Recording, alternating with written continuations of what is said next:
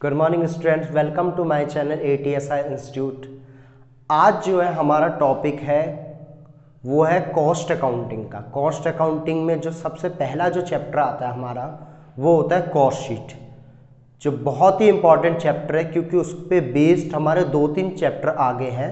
तो cost sheet किस तरह से क्रिएट होती है, कैसे बनती है, होता क्या है, वो हम आज समझेंगे। तो इस वीडियो को आप ध्यान से समझिए। चलिए शुरू कर। देखिए, किसी भी गुड्स को प्रोड्यूस करने में जो हमारी कॉस्ट निकलती है, चाहे वो हमारी पर यूनिट कॉस्ट है, तो उसको हम कैलकुलेट करते हैं कॉस्ट शीट की हेल्प से। कॉस्ट शीट हमें ये दिखाती है कि एक गुड्स को बनाने में कितना खर्चा हो रहा है पर यूनिट। अगर उसमें 1 पैसे का भी अंतर है तो उससे कंपनी को काफी लॉस भी हो सकता है और काफी प्रॉफिट भी हो सकता है। बहुत फर्क पड़ जाता है 1 पैसे से, क्योंकि अगर मान लीजिए अगर कंपनी 2 लाख प्रोडक्ट बना रही है, एक कंपनी चिप्स बनाती है, वो 2 लाख पीसेस बना रही है, उसके 2 लाख पैकेट बनाए उसने, एक को बनाने में उसके 2 रुपए 10 पैसे लग रहे हैं। अगर उनकी कॉस्ट 2 रुपए 10 पैसे की जगह 2 रुपए 11 पैसे हो गई तो उनकी कॉस्ट काफी हाई हो जाएगी। और अगर 2 रुपए 10 से 2 रुपए 9 पैसे हो गई तो उनकी कॉस्ट काफी कम हो जाएगी, उनकी काफी सेविंग होगी। तो जो कॉस्ट अकाउंटेंट होते हैं उनका मेन काम यही होता है कि किसी गुड्स की कॉस्ट को कम से कम किया जाए ताकि क्या हो, कंपनी को ज्यादा से ज्यादा प्रॉफिट हो। तो चलिए शुरू करते हैं कॉस्ट शीट। कॉस्ट शीट जो है ये गुड्स की एक्चुअल कॉस्ट दिखाती है किसी प्रोडक्ट की, सिस्टमैटिक मैनर में एक फॉर्मेट के हिसाब से दिखाती है कि कितनी कॉस्ट कहां पे लग रही है, उनके नेचर के हिसाब से, अकॉर्डिंग टू देयर नेचर। मतलब यह कि कौन से खर्चे फैक्ट्री के, कौन से ऑफिस के, कौन से सेलिंग के, कौन से डायरेक्ट है, कौन से इनडायरेक्ट है, कौन सा मटेरियल है, कौन लेबर है, ये सारी चीजें हम इसमें देखते हैं। तो कोई भी जो गुड्स हम बनाते हैं उसमें हमारे जो खर्चे लगते हैं एक यूनिट को बनाने में, वो हमारे या तो डायरेक्ट लगते हैं या इनडायरेक्ट लगते हैं। डायरेक्ट एक्सपेंस वो होते हैं हमारे जो डायरेक्ट गुड्स से रिलेटेड है एक गुड्स को बनाने में, और जिसको हम पहचान सकते हैं कि भाई एक गुड्स को बनाने में ये लग रहा है। एक बैग बना रहे, एक बैग को बनाने में 1 मीटर कपड़ा लग रहा है, वो डायरेक्ट मटेरियल हो गया हमारा। और कुछ खर्चे जिसको हम इंडिविजुअली हम नहीं पहचान सकते, किस में ज्यादा लग रहा है, कम लग रहा है, तो वो हमारे क्या होता है, इनडायरेक्ट होता है। या सिंपल भाषा में हम बोले कि जो एक्सपेंस डायरेक्ट मैन्युफैक्चरिंग से रिलेटेड होगा, चाहे वो मटेरियल है, लेबर है, एक्सपेंस, वो मैन्युफैक्चरिंग से रिलेटेड है तो वो डायरेक्ट है। और अगर वो नॉन मैन्युफैक्चरिंग है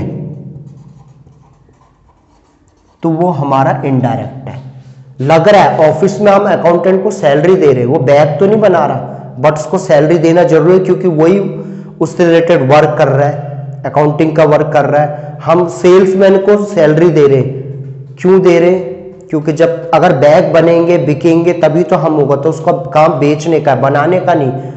तो वो एक इनडायरेक्ट पर्सन है, तो उनको जो हम पे कर रहे हैं वो हमारे इनडायरेक्ट है। जो डायरेक्ट उसको बनाने में लगे या डायरेक्ट जो सामान या खर्चे लग रहे वो हमारे सब क्या हो जाते हैं, डायरेक्ट हो जाते हैं, जो डायरेक्ट मैन्युफैक्चरिंग प्रोसेस से रिलेटेड है।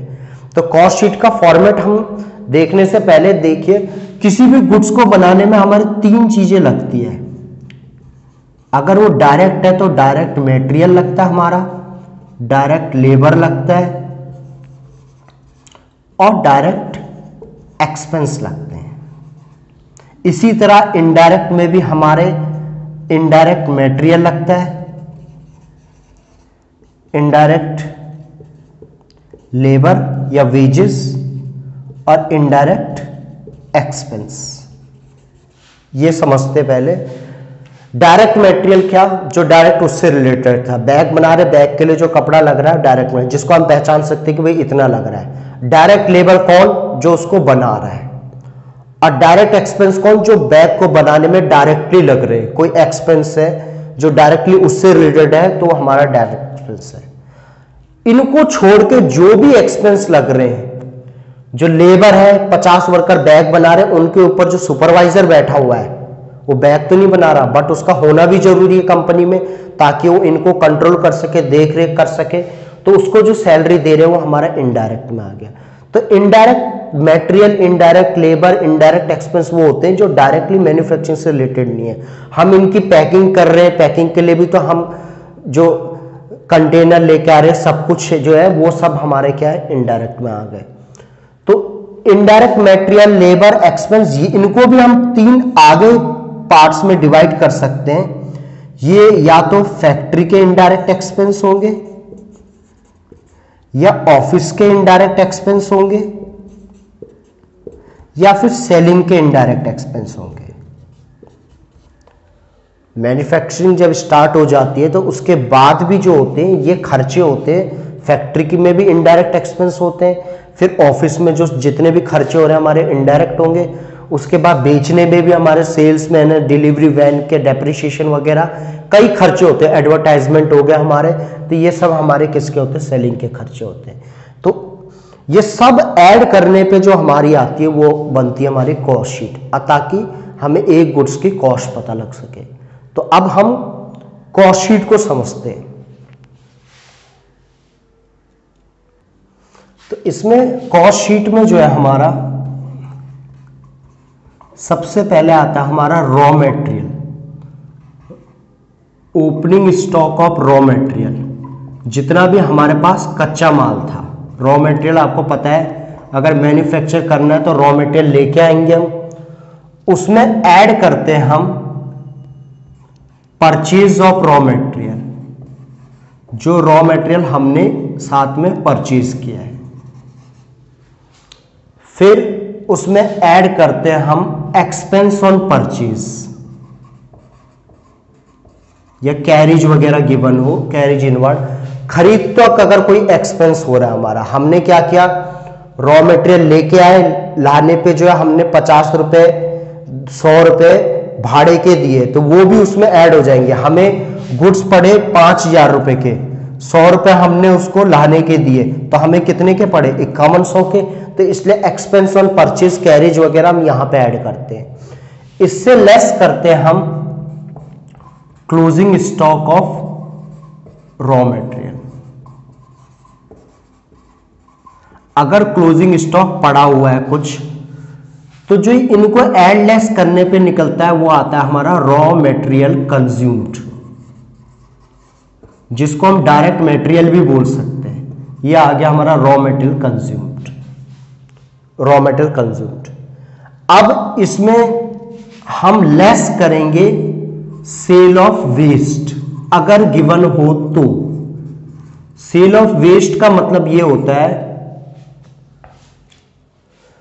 कि अगर जैसे कोई प्रोडक्ट लेके आए हम, एक कंटेनर में या एक बॉक्स में हमारा प्रोडक्ट आया है, तो प्रोडक्ट तो हमारे काम का है, जो मटेरियल निकला है, मगर जो उसका बैग या बॉक्स है वो तो खराब है, वो तो हमारे लिए वेस्टेज है।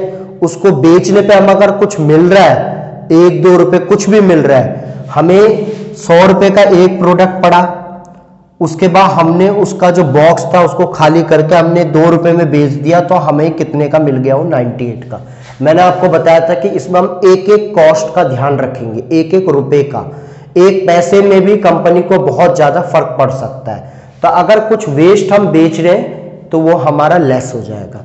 तो इससे जो मिलेगा हमारा हो गया direct material, raw material. Sale of waste अगर गिवन ना हो तो नहीं लेंगे हम। तो यह हमारा पहला पॉइंट हो गया, डायरेक्ट रॉ मटेरियल यहां से कैलकुलेट। उसमें ऐड करते हैं हम डायरेक्ट वेजेस, वेजेस को हम लेबर भी बोल सकते हैं, प्लस डायरेक्ट एक्सपेंस, जो डायरेक्ट इस बैग को या गुड्स को बनाने में लग रहे हैं हमारे। इन तीनों को ऐड करने पे आती है हमारी प्राइम कॉस्ट। प्राइम कॉस्ट का मतलब होता है हमारा प्राइमरी कॉस्ट, मिनिमम इतनी कॉस्ट। अगर हमारी फैक्ट्री ऑफिस कुछ नहीं है, एक हम रेडी में बेच रहे हैं, तो भी हमारी इतनी कॉस्ट लगेगी ही लगेगी। अब इसके बाद आता है हमारा फैक्ट्री के खर्चे। फैक्ट्री के एक्सपेंस हम ऐड करते हैं इसमें, तो वो होते हैं हमारे फैक्ट्री ओवरहेड। ओवरहेड वर्ड जो यूज होता है कॉस्ट अकाउंटिंग में, ओवरहेड वर्ड का मतलब होता है इनडायरेक्ट एक्सपेंस। तो फैक्ट्री के कोई भी एक्सपेंस है, चाहे वो लेबर है, चाहे मटेरियल है, चाहे एक्सपेंस है, कोई भी फैक्ट्री का है, चाहे वो डेप्शन लग रहा है मशीनरी में, फैक्ट्री के फ्यूल पावर कुछ भी यूज हो रहा है, वो सब फैक्ट्री ओवरहेड में आ जाएंगे। उसको हम ऐड करने के बाद जो हमारा टोटल आएगा उसको हम बोलते हैं फैक्ट्री कॉस्ट या मैन्युफैक्चरिंग कॉस्ट, फैक्ट्री कॉस्ट या मैन्युफैक्चरिंग कॉस्ट। इसके बाद जो नेक्स्ट हम ऐड करेंगे opening stock of work in progress,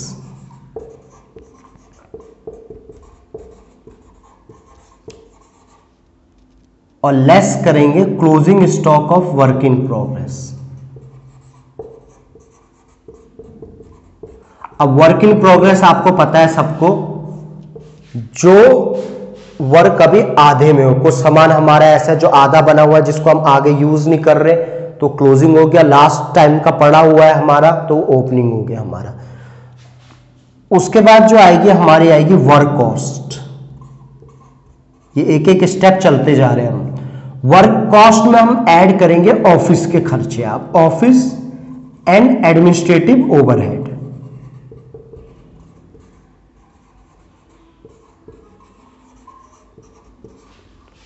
office के जो एक्सपेंस है, कोई भी ऑफिस में अगर कुछ मटेरियल, चाय पानी, प्रिंटर के डेप्शन लग रहा है, कुछ भी हो रहा है, हमारा वर्कर को सैलरी दे रहा है, ऑफिस के जो भी है वो सब एक्सपेंस इकट्ठा करके हम ऑफिस एंड एडमिनिस्ट्रेटिव में करते हैं। तो जो आता हमारा आएगा कॉस्ट ऑफ प्रोडक्शन।